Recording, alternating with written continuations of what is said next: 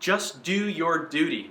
I'm Caleb Abernathy, one of the pastors at Christ Memorial Church, and being told to do your duty can be a helpful piece of advice when you're faced with a particularly complex situation.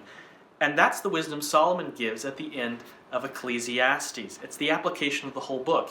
He's argued throughout, time and again, that life is vain and the futility of death marks everything.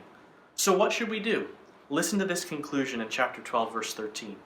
The end of the matter, all has been heard. Fear God and keep His commandments, for this is the whole duty of man. He says, here's the right response, the wise response in a world of vanity. Fear God and keep His commands. That's your duty. Do it. And he gives the reason why in verse 14. For God will bring every deed into judgment, with every secret thing, whether good or evil. In essence, Solomon says, get ready for the final judgment. Devote yourself to fearing and obeying God, because there is a final judgment coming where God will judge every man according to his deeds. Now this takes us right to Jesus Christ, because we know that in Adam, none of us have the fear of God before our eyes. Romans 3 makes it clear no one does good, no one does their duty.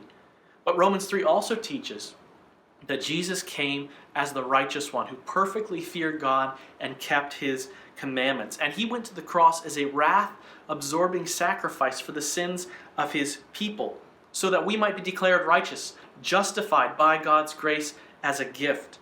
Jesus dies in our place, and He's raised for our justification so that we have a righteous standing before God in the judgment.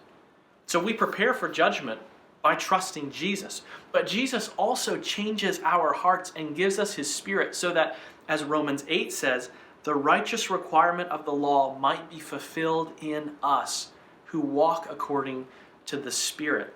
So because of Jesus' work in saving and transforming us, we actually can fear God and obey His commandments now. Even as life under the sun is marked by death, the Spirit of Christ is working life in us, empowering you to do your duty, honoring God, and loving your neighbor in Christ as yourself.